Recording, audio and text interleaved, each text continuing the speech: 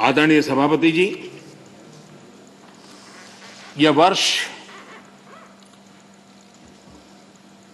गोवा के 60 वर्ष का एक महत्वपूर्ण कालखंड का वर्ष है।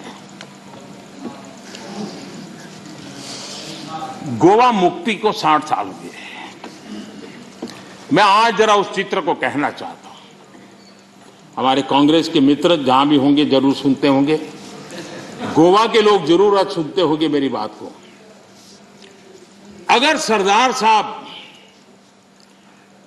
जिस प्रकार से सरदार पटेल ने हैदराबाद के लिए रणनीति बनाई, इनिशिएटिव लिए, जिस प्रकार से सरदार पटेल ने जूनागढ़ के लिए रणनीति बनाई, कदम उठाए, अगर सरदार साहब की प्रेरणा लेकर के गोवा के लिए भी वैसी ही रणनीति बनाई होती तो गोवा को हिंदुस्तान आजाद होने के 15 साल तक गुलामी में नहीं रहना पड़ा होता।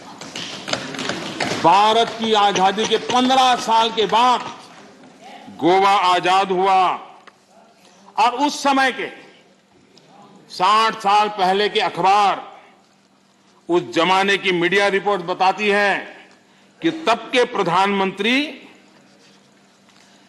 अंतर्राष्ट्रीय छवि का क्या होगा, ये उनकी सबसे बड़ी चिंता का विषय था। पंडित नेहरू को दुनिया में मेरी छवि बिगड़ जाएगी तो, और इसलिए उनको लगता था कि गोवा की औपनिवेशिक सरकार पर आक्रमण करने से उनकी जो एक ग्लोबल लीडर की शांति प्रिय नेता की छवि है वो चकनाचूर हो जाएगी। गोवा को जो होता है होने दो, गोवा को जो झेलना पड़े झेलने दो, मेरी छवि को कोई नुकसान ना हो। और इसलिए जब वहां सत्याग्रहों पर गोलियां चल रही थी, विदेशी सल्तनत गोलियां चला रही थी, हिंदुस्तान का हिस्सा, हिंदुस्तान के ही मेरे भाई बहन, उन पर गोलियां चल रही थी, और तब हमारे देश के प्रधानमंत्री ने कहा था कि मैं सेना नहीं दूंगा, मैं सेना नहीं भेजूंगा। सत्याग्रहियों की मदद करने से उन्होंने इनकार कर दिया था। यह गोवा के साथ कांग्रेस ने किया हुआ जुल्म है और गोवा को 15 साल ज्यादा गुलामी के जंजीरों में जकड़ के रखा गया और गोवा के अनेक वीर पुत्रों को बलिदान देना पड़ा, लाठी गोलियों से जिंदगी को बसर करनी पड़ी। ये हाल पैदा किए थे। नेहरू जी ने 15 अगस्त 1955 को पंडित नेहरू ने लाल किले से जो कहा था, मैं जरा कोट करना चाहता हूं।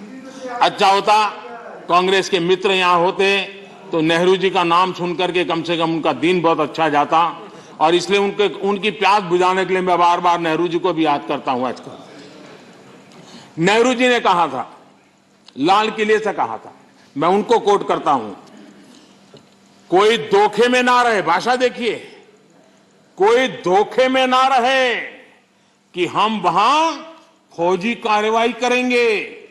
कोई फौज गोवा के आसपास नहीं है।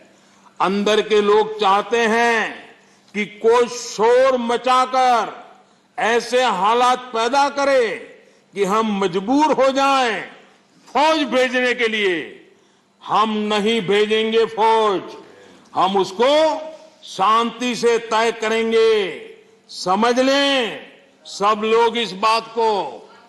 ये हुंकार 15 अगस्त को गोवा वासियों के एस्पिरेशंस के खिलाफ कांग्रेस के नेता के बयान है।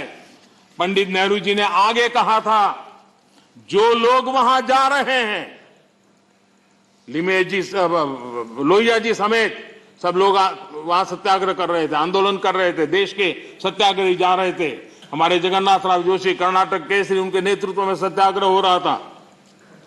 जो पंडित नेहरू जी ने क्या कहा, जो लोग वहां जा रहे हैं उनको वहां जाना मुबारक हो। देखिए मजाक, देखिए, देश के अपनी आजादी के लिए लड़ने वाले मेरे ही देशवासियों के लिए क्या भाषा, कितना अहंकार है। वो लोग वहां जा रहे हैं, उनको वहां जाना मुबारक हो।